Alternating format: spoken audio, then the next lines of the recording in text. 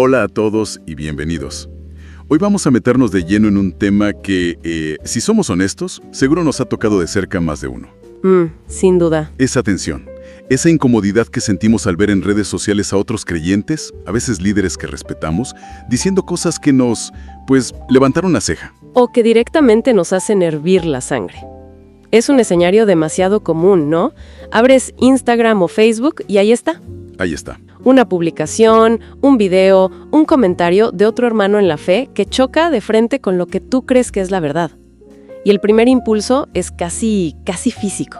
Totalmente. Es un impulso de, tengo que decir algo, tengo que corregir esto ahora mismo.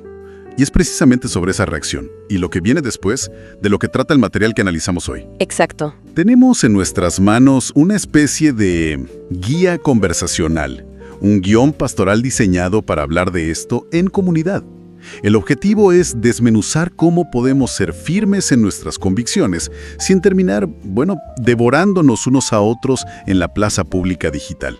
Esa es la tensión central, y lo que me parece brillante de este material es cómo la aborda.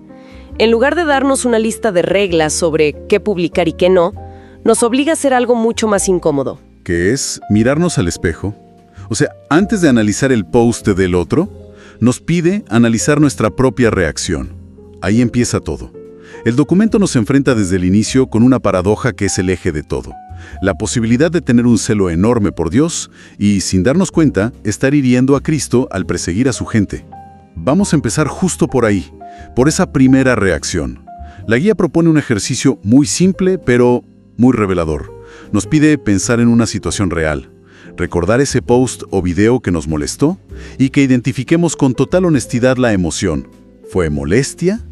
¿Enojo? ¿Quizás celos? O miedo. Miedo a que esa mala enseñanza desvíe a otros. Claro. Y es clave no juzgar esa emoción inicial. Sentir enojo no te convierte en un mal creyente. Es una reacción humana. Lo que la guía nos dice es, observa esa emoción. No la reprimas ni actúes sobre ella inmediatamente. Solo obsérvala, ¿ok? Porque en esa primera chispa emocional está la clave de todo lo que sigue. Es el motor, y si no entendemos nuestro propio motor, vamos a conducir a ciegas, y probablemente directo a un choque. La pregunta que surge de esa observación es, ¿de dónde viene realmente este enojo? ¿Es un celo santo por la verdad? ¿O es mi orgullo herido? ¿Es preocupación pastoral? ¿O es mi inseguridad? Exacto. Y aquí la guía da un giro que me pareció genial, porque usa un ejemplo que todos conocemos, pero desde un ángulo totalmente inesperado: Saulo de Tarso. Yo siempre lo vi como el villano de la historia antes de su conversión, ¿no? El perseguidor. Claro, es la imagen que todos tenemos, pero el documento lo presenta de una forma que nos obliga a vernos reflejados en él. Exacto. Porque cuando Jesús se le aparece camino a Damasco, no le dice, Saulo, ¿por qué persigues a mi iglesia? Le pregunta algo mucho más personal y directo. Sí. Saulo, Saulo, ¿por qué me persigues a mí? Y la pregunta que la guía nos lanza, y que es demoledora, es, ¿creía Saulo que estaba haciendo algo malo? Para nada. Él estaba convencido, con cada fibra de su ser, de que estaba sirviendo a Dios. Tenía un celo que lo consumía, defendía la ortodoxia, la tradición, la verdad como él la entendía. Y sin embargo, estaba persiguiendo a Jesús. Estaba hiriendo la misma causa que creía defender. Cuando leí eso, tuve que parar un momento. La idea central que el texto extrae de aquí es potentísima. Se puede tener celo por Dios y aún así herir a Cristo. Esa frase debería estar enmarcada frente a nuestro teclado, porque conecta directamente con nuestro comportamiento digital. El celo por la doctrina, si no está gobernado por el amor, si no tiene como fin último la restauración, se convierte en un arma. Un arma.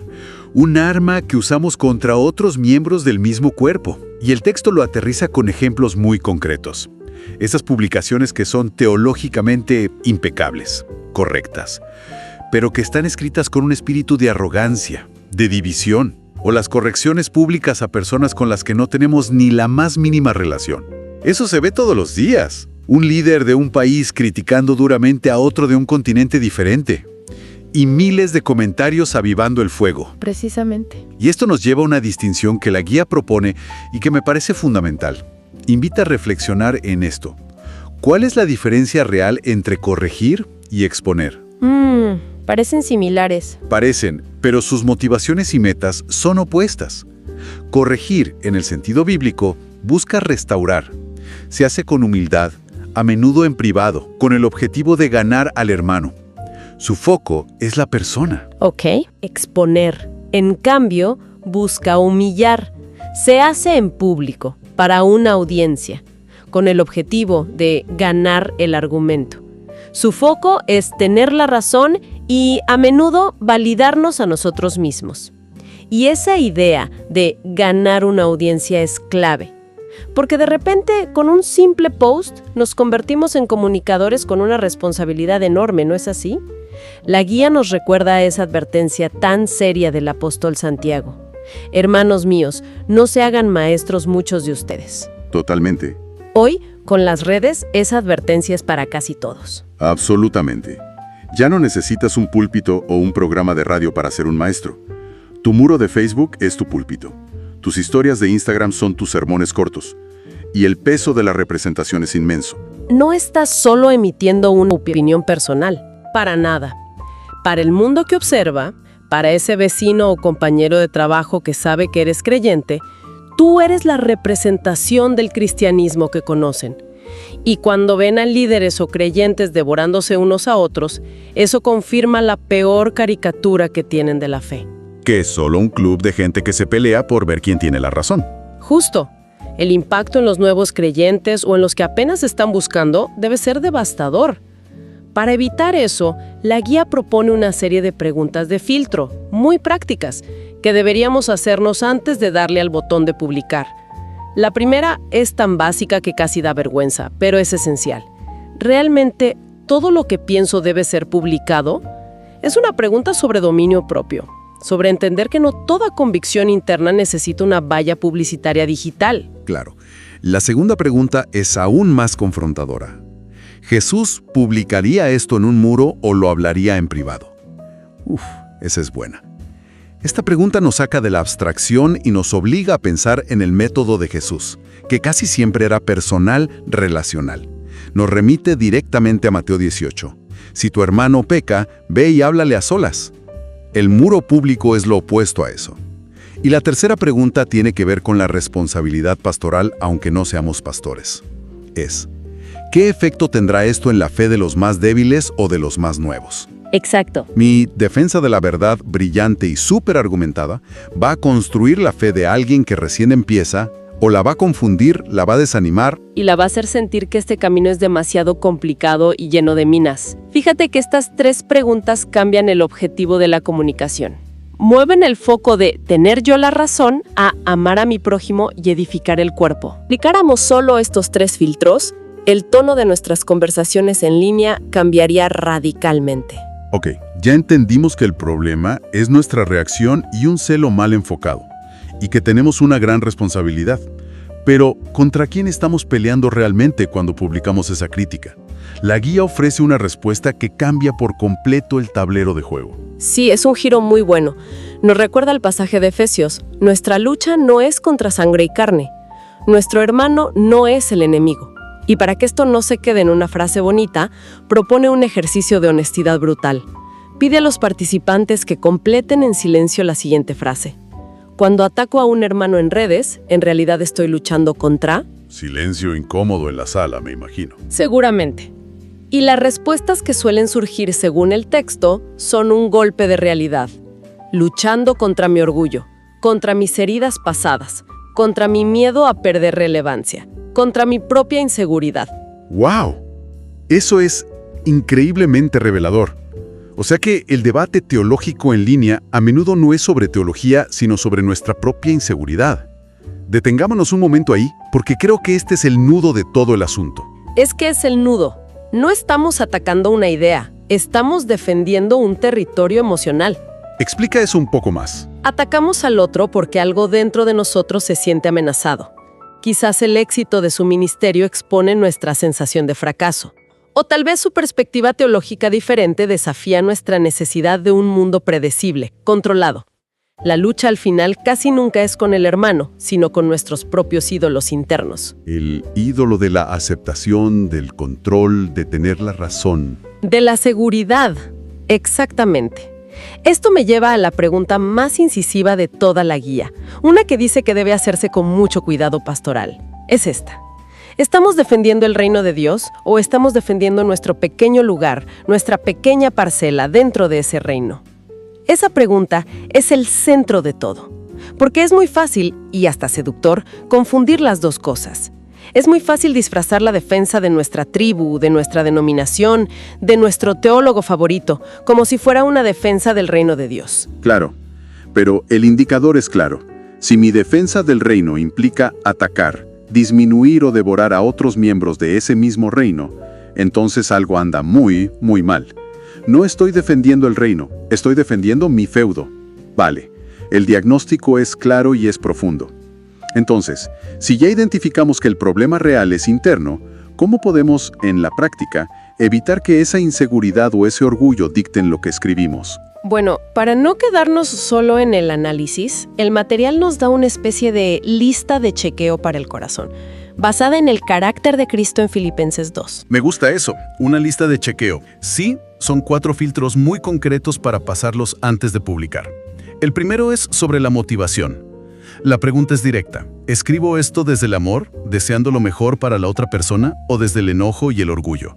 ¿Mi deseo oculto es que la otra persona sea restaurada o que sea humillada públicamente? Exacto. El segundo filtro es el método. La pregunta es, ¿mi comentario busca edificar a la otra persona o solo dejar en claro que yo tengo la razón? A veces el contenido puede ser correcto, pero la forma, el tono, el sarcasmo, están diseñados para anular al otro, no para construir. El tercer filtro es el lugar, y aquí volvemos a un punto clave. ¿Es este un asunto para una plaza pública o para una conversación privada? El modelo bíblico de Mateo 18 es progresivo y empieza en privado. La arena pública casi nunca es el primer paso. Pero aquí te podría preguntar alguien, y con razón, ¿no hay un lugar para el debate público? ¿No es necesario a veces advertir públicamente sobre un error grave para proteger a la iglesia? Es una excelente pregunta. Y la respuesta es sí, por supuesto. La Biblia está llena de debates públicos. Pablo confrontó a Pedro públicamente, pero la clave es el contexto. Tengo la responsabilidad pastoral y la relación adecuada para hacer esa corrección pública. He agotado las vías privadas.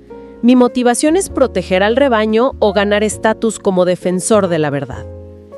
El 99% de las disputas en redes no cumplen estos criterios. ¿Se hacen desde la distancia y sin relación? Y a menudo con motivaciones mezcladas. El filtro del lugar nos obliga a preguntarnos si somos la persona indicada y si este es el foro adecuado. Entendido. Es una cuestión de discernimiento. Y el último filtro, el cuarto, es el del resultado. La pregunta es, si Jesús leyera mi publicación, ¿se vería reflejado en mis palabras y mi actitud? Esa es la prueba de fuego. ¿Reconocería el carácter de su reino en mi tono, en mi paciencia, en mi gracia? Si fuéramos honestos al aplicar estos 4 filtros, la gran mayoría de las controversias cristianas en redes se disolverían antes de empezar. Porque nos obligan a pasar nuestra comunicación no solo por un corrector teológico, sino por el filtro del carácter de Cristo. Y para que todo esto aterrice aún más, la guía propone que las comunidades adopten voluntariamente 3 acuerdos prácticos, como unas reglas de convivencia para el espacio digital. ¿Sí? Y el primer acuerdo es fundamental.